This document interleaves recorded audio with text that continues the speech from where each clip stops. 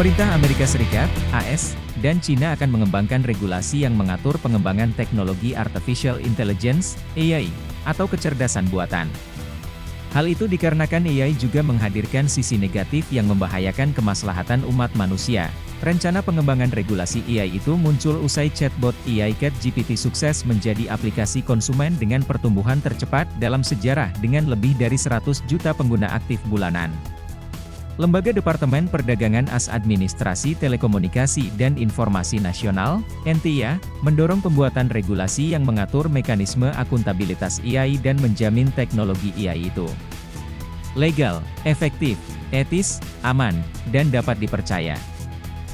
Sistem AI yang bertanggung jawab dapat memberikan manfaat yang sangat besar asal kita mampu mengatasi konsekuensi dan kerugiannya. Agar sistem ini mencapai potensi penuhnya, perusahaan dan konsumen harus dapat mempercayai mereka, kata administrator NTIA Alan Davidson seperti dikutip Reuters. Presiden AS Joe Biden menegaskan perusahaan dan para pengembang harus memastikan teknologi AI aman dan tidak berbahaya. Menurut saya, perusahaan teknologi memiliki tanggung jawab untuk memastikan produk mereka aman sebelum dipublikasikan, ujar dia.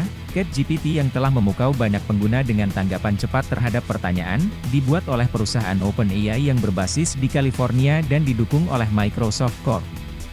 NTIA berencana menyusun laporan karena melihat upaya untuk memastikan sistem AI bekerja seperti yang diklaim dan tanpa menyebabkan bahaya. Pusat Kecerdasan Buatan dan Kebijakan Digital meminta Komisi Perdagangan Federal untuk menghentikan OpenAI mengeluarkan rilis komersial baru GPT-4.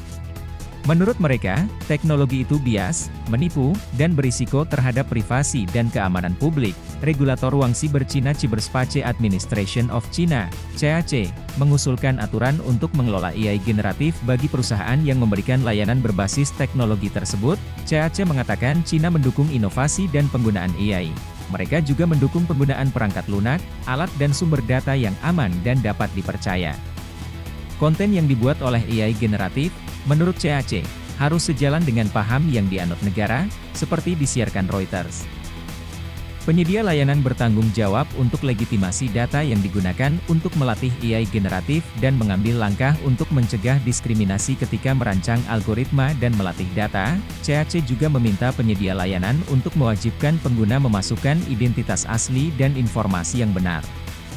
Aturan tersebut akan memuat sanksi bagi penyedia layanan yang tidak patuh, dapat berupa denda, layanan ditangguhkan atau investigasi kriminal.